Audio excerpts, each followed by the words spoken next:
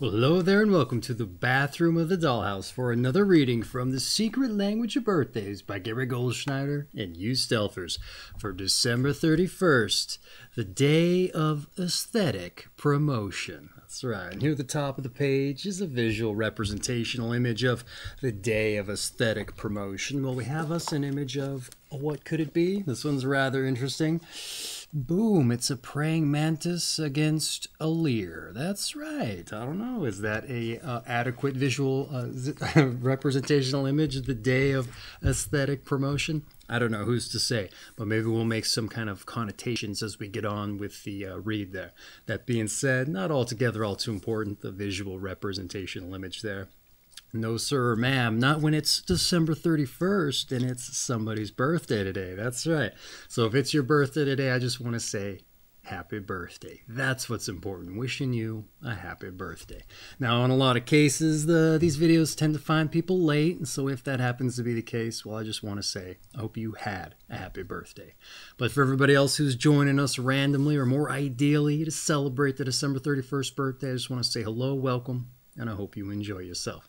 Now, before I dive in with the redirect, something I like to do around these here parts, and that's roll some dice. That's right. This is the DykASSt birthday broadcast when I'm not dropping the dice there. And so I like to live up to the namesake. But I do so more importantly for synchronicity's sake. That's right. Now, rolled us a 1 and a 5 for a 6. Now, what is synchronicity? You're probably wondering. Well, my friends, a lot of times we get out in this world going after our errands or say going to the job, just the commute in general, and we're very narrow of focus or laser if you like, and so we've got the blinders on to what's going on around us. We don't necessarily take them in the way that we could or maybe arguably should. And I say that because oftentimes I've heard it told the universe will put things down in our path and, you know, something to help us, I don't know, realize our dreams or aspirations if we're to acknowledge those things or maybe follow where it's trying to lead us. That said, we got the blinders on so we don't even notice such things. And I've also heard it told that even if we deviate and don't go in those directions, the universe will sometimes try to redirect us and pull us where we want ourselves to go, where we've kind of asked it to help us guide it in that way. That being said, you know, this is an exercise to help take those blinders off, help us recognize the things that might just get put down in our path. And how do we do that? Well, by agreeing on a sign the universe can communicate with us using. And that being said, some numbers. That's right. Now, you don't have to go with the numbers I rolled for you. The intention is there, but it's probably advisable you get your own set of dice so you can ascribe directional values to number sets as well as time limits with which to go in those directions. But having said that, you know, pick a place to start from where you kind of get out there in the world. I don't know, say the town square, wherever you may be. But once you've taken it upon yourself to kind of go after this adventure here, take the blinders off. That's right. You want to start soaking things up like a sponge. You never know. The day might start to take on a theme. You might start seeing similar things all over the place. Like when somebody mentions a car or a random object and you start seeing them all over the place, right? Well, I argue that it was just that you didn't notice they were there. They were just there all along. So start taking things in. So let's say you get off after your first directional value, first time limit. Hey, you're not really seeing anything of note. It's just the everyday goings on, right? Well, again, you got to stay eagle-eyed for things. Maybe take some time, compose yourself, look around.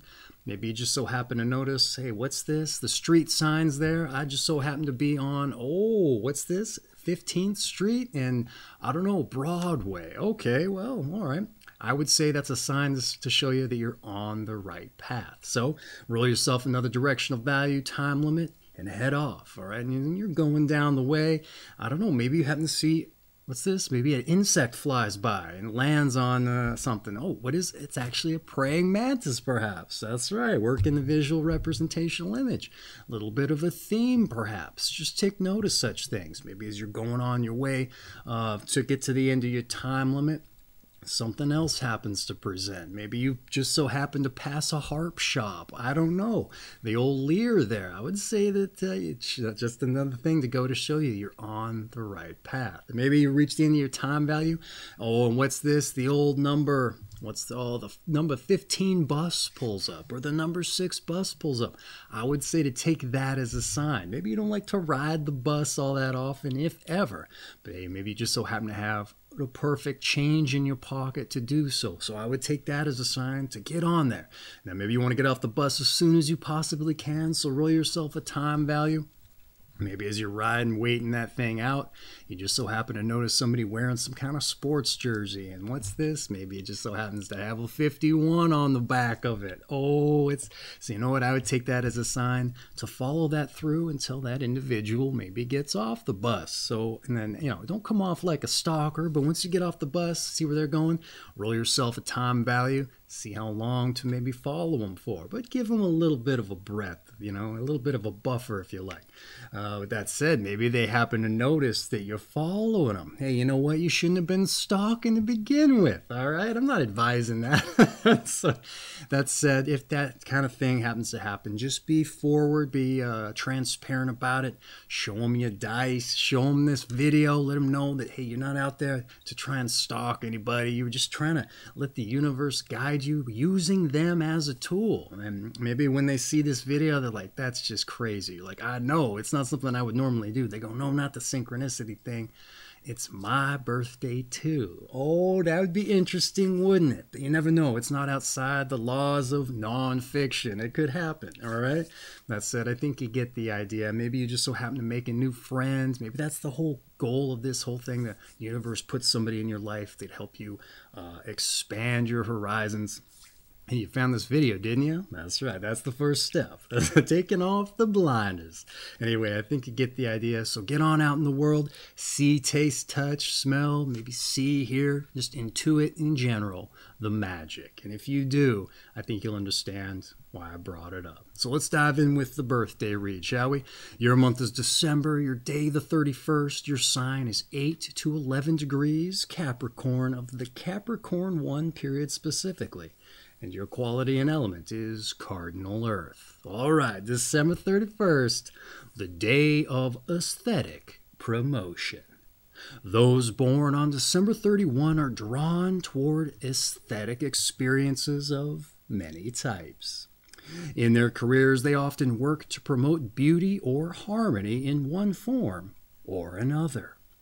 And indeed, many December 31 people display what amounts to a worship of literature, art, and music.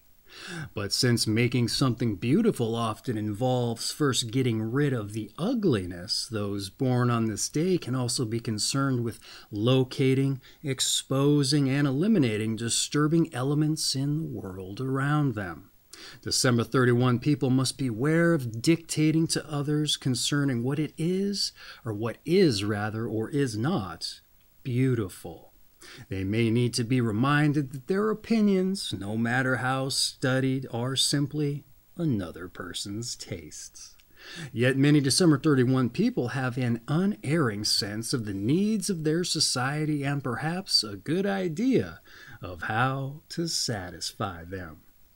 They are usually up-to-date pragmatists, not easily given to sentimentality or reactionary attitudes. And perhaps those born on this day are at their best when at the forefront of a mission to promote beauty and stamp out ugliness. All things that are ugly are a personal affront to them. And December 31 people can be very much taken up with their own personal appearance and the image they convey to others. Consequently, they are usually well-groomed, well-dressed, and put their best foot forward in social or business situations. They are less superficially narcissistic as practical, and they understand that first impressions count and that one doesn't always get a second chance. Harmony, stability, and beauty are the principal ideals which December 31 people strive for in their personal and family lives. Rarely do they cause trouble when things are going well. And their self-knowledge rates high, and with it an accompanying knack for satisfying their personal needs without arousing too much opposition. They know very well what they can and what they cannot do. And because they rarely take on a job they are incapable of finishing, they often succeed in their endeavors. And their goals may be modest ones, but they are attainable.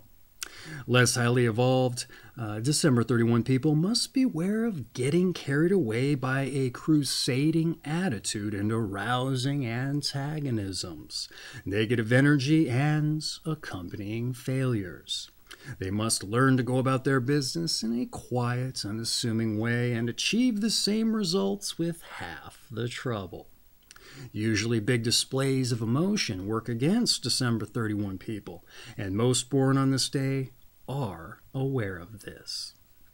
December 31 people know what side their bread is buttered on and would prefer not to rock the boat, but if forced to make their opinions known, can surprise others with unpopular views. And indeed, success often depends on their ability to bring idealism and their pragmatism into balance with each other. All right, how about that for a birthday breakdown? I would say it was rather narrow of focus. They kind of drilled down on one specific thing and then expanded from there. It's been kind of a through line here in the past few weeks for the birthdays. So when normally it's usually only kind of reserved for one day, and this would not be that day. But that being said, I'd say within the scope that they, or within that narrow bandwidth that they kind of focused on, they really expanded in scope. They didn't necessarily focus on the family life or your childhood or, you know, what you may be like as parents, which I usually kind of call that a rounded out day.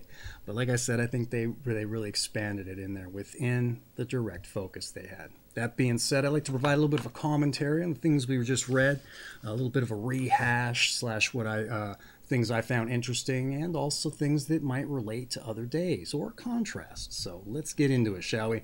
The December 31, the day of aesthetic promotion.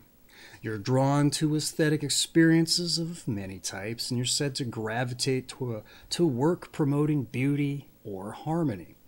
That for some amounts to a love for the arts that might border on worship. All right. And the reading that's what the reading claims anyhow. And by extension, the reading relates the process of removing ugliness to bring about this beauty that you may wish to realize, for a very interesting way of looking at the whole artistic dynamic, I would say. Because I had never really considered that. And I've studied art to a certain extent. And I don't think I ever related the whole idea of removing the ugliness. It kind of makes me think of Michelangelo's removing the marble away from the sculpture within. That's the only thing that really comes to mind there. But in any event, like I said, I thought it was very interesting when considering as much, as binary as it sounds. But I would argue that there is also an inherent beauty to ugliness as well, all right? Some work, that's what they're going for. They even emphasize the ugliness. So in that regard, you probably have quite the task ahead of you if that's your aim on any given project. Or that said, especially if your eye is trained on the beauty. But in that regard too, maybe it's easier to do as much. If you know what's ugly, well, hey, we'll just throw that on there. If that's what we're doing, is emphasizing the ugliness. I don't know, here nor there, because that doesn't seem to be your focus. But it's something of interest to think about. The reading warns of dictating to others what constitutes meeting such beautiful conditions, which I would argue. Which I would agree with, rather, considering subjectivity and all. You can't tell people what they like, right? Or maybe you can, but it ain't going to go very well, right? But to that end, you're said to have a good idea for the prevailing consensus of the time, and if you are, in fact, an up-to-date pragmatist there. You may not have an issue coming off otherwise pretentious about such matters if you are a pragmatist. But it is interesting to me, all things ugly may be an affront to you. Another interesting way of looking at things. And with your pragmatic side factor in, I'd say further explanation for your reason concerning first impressions over vanity. Yet another interesting way of looking at things, I would say. But also another subverted popular personal assumption with as much. So nevertheless, the reading claims that you're drawn towards harmony and aesthetic extends to your personal life as well. Though the examples they provide of self-knowledge, avoiding opposition in the realm of personal fulfillment, not taking on jobs you can't do, etc., it seems to speak more to the harmony and stability side of things than beauty, at least by my take on it. But I like that they warn against an unbalance between your pragmatic and idealistic side, and how such things can arouse antagonism, especially telling folks what is and isn't beautiful in their own mind's eye. Like, that's going to arouse a little bit of a conflict, I would argue, obviously. You also have an unassuming modus operandi, and you think big displays work against you, or you know as much, and you understand the best way forward. So I don't know, like I said, rather narrow focused birthday breakdown, but they expanded onto a whole bunch of things within that scope. So in any event, that's what I had to say about everything. So let's move on to your numbers and your planets. All right, those born on the 31st of the month are ruled by the number 4, as 3 + 1 = 4, and by the planet Uranus, or Uranus, depending upon how you like to say it. Since only 7 months have a 31st day, it is a bit of an unusual number for a birthday. And the people born on these days are often hard for others to fathom. And those ruled by the number 4 can seem difficult or argumentative. And since their views so often diverge from everyone else's, those ruled by the planet Uranus can be quick and explosive in their change of mood. Before December 31 people, however, Uranian qualities are grounded by the influence of Saturn, which is the ruler of Capricorn. All right, or rather personalized numbers and planets. They kind of had to, considering the 31st day there being an unusual number, and Uranus being curbed by Saturn's influences. That being said, I think I'm getting a little ahead of myself. Let's dive back into the notes if you like here.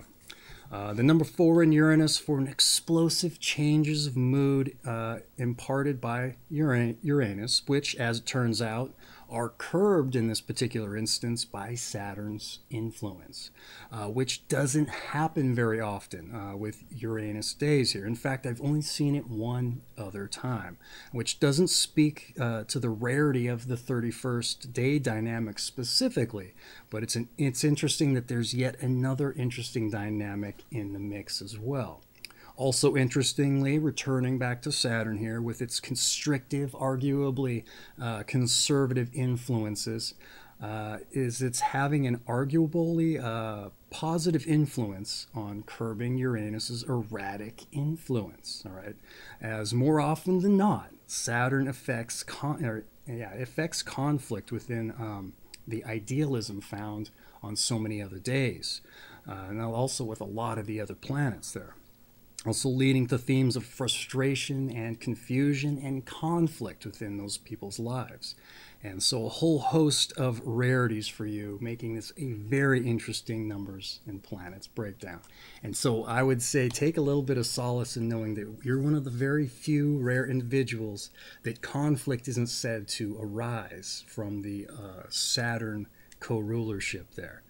Because even those more powerful planets within the scope of the astrology there, like the Sun and Jupiter, there's just a huge conflict with Saturn there. So very interesting that dynamic doesn't affect you. So again, a bunch of rarities, some very interesting numbers and planets. But that being said, that's what I had to say about it. So let's move on to your tarot. That's right, one of the more eclectic of the New Age metaphysical ideologies, but it's here in the book. It's your birthday. We don't have to take it home and start dealing out the cards to say, predict our future, or however they may be used. So we can just leave it here in the book after we find out what it has to say. So let's get into it. The number 4 card of the major arcana is the Emperor, who rules over worldly things through wisdom, the primary source of his power. The Emperor is stable and wise, and the force of his authority cannot be questioned. The positive associations of this card are strong willpower and steadfast energy. The negative indications include stubbornness, tyranny, and even brutality. All right. Total copy-paste job here with the Emperor card here. Sometimes that's the trade-off if they personalize your numbers and planets. Sometimes they'll just do minor little tweaks here and there, but here nor there. Let's see what I had to say in the notes. Let's get to it. See, the Emperor for power over worldly things through wisdom. All right, the primary source of power for stability, wisdom, authority that cannot be questioned.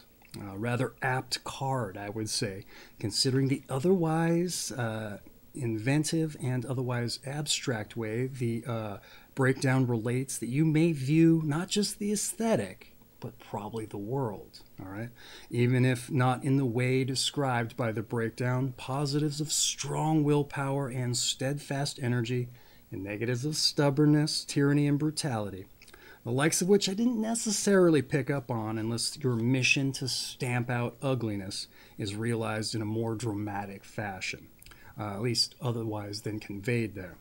But stubbornness is about the only negative I could see applying in that realm. Like, you're not going to give up any kind of foothold on your views, because it sounds to me like you've already worked out the dichotomy between ugliness and beauty. And so you're not going to die on that hill, or you're going to die on that hill, rather, just to make sure that your point gets across. So maybe there's the stubborn there. Brutality, it might just get to the point where you're really cramming it down people's throats. I don't know, who's to say, but what else was there here? There's positive associations of strong willpower and steadfast energy. You're really going to stay after your life's mission and commit to it. And you know what? They use some rather big words for that stuff I would find in promotion warrants and so certificates of commendation when I was in the military. They like to use steadfast devotion in those and some of the other stuff too. So I kind of like the wording they had here on top of all that. That being said, that's been your tarot. So let's move on to your health. All right, your health here. Those born on December 31 may be very concerned that their skin and teeth stay in good shape. To guarantee this, they must not only observe scrupulous personal hygiene, but eliminate substances to which they are at all allergic from their diet. In addition, they have to be very careful about their consumption of alcohol, sugar, and caffeine, as well as their use of nicotine, allergenic soaps, creams, and shampoos, which work best to maintain their appearance. They do best on a diet which stresses a proper amount of oils and fats and is balanced nutritionally. The December 31 love of beauty adapts well to the kitchen. Culinary experimentation is highly recommended for those born on this day, and moderate to strenuous exercise is suggested to keep their figures in shape. All right, a pretty well-rounded health entry here. Not really something that's happened in so many days, surprisingly. That said, what do I have to say about it? All right, as per the breakdown, you may be concerned with your appearance, which extends to concerns about an allergy-free diet. Very interesting, very rare indeed. Also, an avoidance of drugs to help maintain as much. Moderate to strenuous diet recommended for unknown reasons.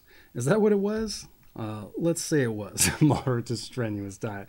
Oh, because of all the particulars there. I would say maybe take note with that, because those are very unique things that haven't been mentioned before. So they must have a reason for mentioning it. A lot of times it seems to dovetail in with planetary influences. Here I don't see the context so much, though. This culinary recommendation, while interesting in that it appeals to the aesthetics, is a common through line for Capricorns, telling them to get into the kitchen and expand their culinary palette and work with what I'm guessing would be fresh ingredients there. So that's not necessarily a rarity, but it is a rarity in the scope of the whole zodiac, but not for this period in particular, though it is interesting. What else do we have here? And not to poo-poo that, it's just interesting commonality. All right, it's cool. It might be something that you really enjoy, who's to say. And some of these other folks, they recommend it just to help give them a little bit of enjoyment there, because their lives are otherwise a little bit down in the dumps sometimes. So interesting note there. But that's what I had to say about your health. So let's move on to some advice. All right. Allow others their own tastes and opinions. Your crusading attitude can turn people off and give advice mainly when asked, thereby avoiding confrontations. And be prepared to preserve harmony through compromise. Okay, very sparse advice, usually is, but within that, typically a lot of value. I would say here we kind of just went over the things we already knew in the breakdown. But what I have to say about it. Let's drill down into it, shall we? Allow others their own tastes, okay? You're not the authority on things, even though you may be an authority. Doesn't matter how studied you are, people are still going to have their own views, right? Pretty sure you understand that, especially if you're a pragmatist. Even if you're a highfalutin idealist, you probably get that, even though you don't want to accept it. All right, crusading attitude can turn people off, and I would suppose that passion can be attractive, even as inspiring, but it can also be an over-consuming obsession. So in that respect, it might not look so good on you. I don't know. Find a balance, I would say. And I think they want to ensure that you aren't drilling down on it too hard to the point that it alienates or puts others off, right? So moderation there. Read the room too. I'm sure you can figure out how to do that over time, especially if someone's got a scowl on their face. What did I just say? Maybe avoid that in the future there. And remember first impressions. You're all about them, apparently. So we want to maintain those, I would argue. Or at least you do. Some other folks, we probably don't care so much. All right, what else do we have here? Give advice when asked. I was surprised a bit of a know-it-all attitude could bleed through. Unwarranted / unsolicited advice is seldom appreciated also. I must have missed something here. Read the room. Suppose a bit of a know-it-all attitude could bleed through. Oh, when giving advice, a know-it-all attitude could bleed through there. So unwarranted and unsolicited advice is also is seldom unappreciated. Again, pretty common sense stuff here. Preserve harmony through compromise. Oh, you like harmony? So learn to compromise, all right? You like harmony is what I wrote here. So I'm sure it doesn't always come easy, but you know what? Sometimes it's what we want to do if we want to see things through to their more favorable conclusions. That's right. And you know what? Then you can just leave them there and go home and have whatever opinion you have on the back end. That's right. So that being said, that's what I had to say about your advice. A little disjointed there because my lines didn't line up quite right. It was a little ugly, if you like. But that's been your advice. So let's move on to your meditation. That's right. It's your birthday. You get a meditation. All right. To see the world more clearly, we may need to take off our glasses. All right. About that. One more time. To see the world more clearly, we may need to take off our glasses. Okay, that's your birthday, your meditation. I'm not going to throw some spin or interpretation on it for you, or else what would be the point? It's a meditation, right? So that's just for you. That being said, your meditation in the can, as it were. Let's move on to your strengths and your weaknesses. That's right. Let's see where you got the bulk in the muscle area there, and maybe where you're a little atrophied, if you like. All right, let's hold up the objective mirror, see where we stand. All right, your strengths. You're appreciative, you're tasteful, and you're idealistic. All right. See, I wouldn't have thought that would be a strength in so many cases, but these things can vacillate on occasion. But your weaknesses, oh, let's hold up that objective mirror, but spin it to the side that blows up your face. Yeah, shows off all the blemishes you may be a little bit insecure about, first appearances and the like. That's right. Maybe the pock marks from when you was scratching your scabs as a child with your chicken pox there, and your parents warned you not to. So it was going to carry through and forward, but you didn't care because it itched too bad. That's right, your weaknesses. Okay, you're all-knowing. Oh, we knew that one, didn't we? You're opinionated, and you're fixed. All right. Okay. You know what? Like we said with the idealistic being a strength in this case, whereas sometimes it could be a weakness, I would argue your weaknesses can sometimes be strengths, all right? It just depends on the situation. All-knowing, opinionated, and fixed. I don't know, like on its face, being all knowing kind of comes off like a bad thing. But maybe people do need to turn to you in times of crises, or like, oh, we don't understand this artwork here. In a more specific case to you, you're all knowing. Maybe you come in, give them your knowledge, assuming you have it for that particular piece. In that case, you might just have to fake the funk, right? Or be opinionated in that case. There's that other weakness, right? Fixed, you just won't move from your position. I don't know. That could be a strength too in some cases. But that said, maybe we want to temper down our weaknesses on occasion, or take care of them directly. I would say your strengths are going to help you do that. Though in this particular case, this is interesting. I don't really see a way through with your strengths. Appreciative, tasteful, idealistic. I can't really make a case for those ones, though. I'm sure as soon as the video's over, I'll figure it out. But that's for you to figure out. A lot of times I see your strengths are going to help us temper those things down. If you're appreciative of all the things that are about yourself, hey, maybe then you can appreciate the idea of getting over the weaknesses. Maybe that's a way through. I don't know.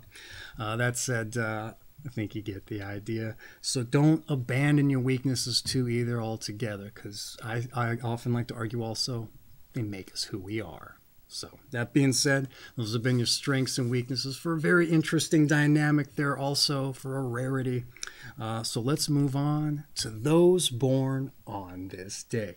And when we get into those born on this day, not only get to see who shares your company, but I like to use this as an opportunity to examine our passions, or use it as a method to approach examining our passions by seeing what others did, what got them in the book. Because I think all too often, too many people don't have a passion to chase. And I think it's important that we're doing like figurative or literal backflips out of bed in the morning, or late at night if that's when you work, to get into our day, all right? And then have something that we can approach that helps us find fulfillment in life. Because, I mean, that's what makes it worth living, right? So that being said, a lot of times some folks don't have them, and I argue that it's understandable, because you get out of school right into a job. There's no time to put into work to figure those things out. Hey, sometimes that's required just to drill down on what we like to do, let alone our passions.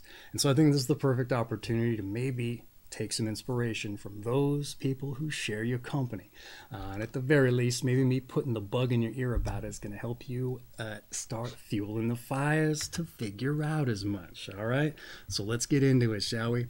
Those born on this day. We have Henri Matisse, a French Fauvist painter, sculptor, and who was denied admission to art school, scandalized the art world with vivid use of color. Let's see, it says Fauve and Wild Beast. Maybe that's a color he came up with. It also says he lived to the age of 85. We have Elizabeth Arden, an entrepreneur, a beauty salon chain, and cosmetic products. Diane von Furstenberg, a fashion designer, and a Liechtenstein princess. We also have Ben Kingsley, the British stage and film actor. We also have Anthony Hopkins, the Welsh-British stage and film actor. We also have Odetta, a folk singer. Sarah Miles, a British stage and film actress. It's like 5 now, right? Simon Wiesenthal, a Nazi hunter, and he tracks down Dykeman, it says. Donna Summer, a disco pop singer. John Denver, folk singer-songwriter, film actor. Countess Dea Golt, Marie de, and it says Marie de Flavigny, French novelist, and a pseudonym of Daniel Stern, responsible for the book, I'm assuming it's a book, Nilda and Liszt's Mistress. Boy, that's a loaded resume there. Kind of confusing, too, with all the names buried in there. Moving on, finally, we have Jewel Stein, a musical comedy writer. George Marshall, U.S. General and the Marshall Plan initiator. We also have Max Pechstein, a German expressionist painter. A lot of artists there. I think we can assume why, right? The day of aesthetic promotion. We have Zoe Wells, an artist. Giovanni Boldini, an Italian belle epoque portrait painter. Epoque. Not quite sure how to pronounce that one. Sandro Petofai, a Hungarian poet. David Mearns, a librarian of Congress. That's a first one in here for that. Francis Steloff, Gotham Book Mart founder, haven for artists, and opposed censorship. And finally, Nathan Milstein, a Russian violinist. And that has been those born on this day. I know it's a big ask, tall order to take inspiration from other people's accomplishments, but like I said, maybe me putting the bug in your ear about as much help you fuel the fires there. Start getting on track if you're not already. Because if I can wish for anything for you on your birthday, it's that you're getting after your passions and you're going after something fulfilling in life. That's right. That being said, that essentially rounds out your birthday read, except to say your season is winter, your sign once again is Capricorn, of the Capricorn I period specifically, and your quality and element is a cardinal earth. Now, I don't know that we necessarily made a connotation with the mantis and the lyre there, but hey, maybe one is considered beautiful and the other not so beautiful there. In the eye of the beholder there, right? That being said, this has been December 31st, the day of aesthetic promotion from The Secret Language of Birthdays by Gary Goldschneider and you Stelfers. I have an affiliate link for this book down in the description there if you're interested in picking up a copy. Save you the hassle of typing it in the browser, and it supports the channel in the bargain there too. It makes an amazing coffee table book. If you're apt to have some company over and you're having a hard time getting the party started, maybe you're not quite the conversationalists, or maybe you think people maybe don't want to hear your opinions there tonight, you know what, break this thing out. See if you get the conversation started for better or for worse in a different way. Because let me tell you something, it's going to break the ice for sure and get the conversation flowing. That being said, the book having been related, not altogether all too important, the book there. What is important, like I said at the top, once again, wishing you a happy birthday, all right? But for everybody else who joined us, hey, I hope you enjoyed yourself and you join us for your birthday read. But lest I forget now, your daily numbers. That's right, get out there, see, taste, touch, feel, smell, intuit the magic, and you'll understand why I brought it up, all right? Because if there's anything else I can wish you on your birthday, it's that you're out there in the world and you're enjoying yourself, you're finding something fun to do, or maybe just getting in a little bit of that exercise they recommend. That's right. So once again, happy birthday. I hope you find some beauty out there in the world, but consider that maybe the ugliness is beauty itself. Or is beautiful itself, rather, said more eloquently. So once again, happy birthday. Take care of yourselves.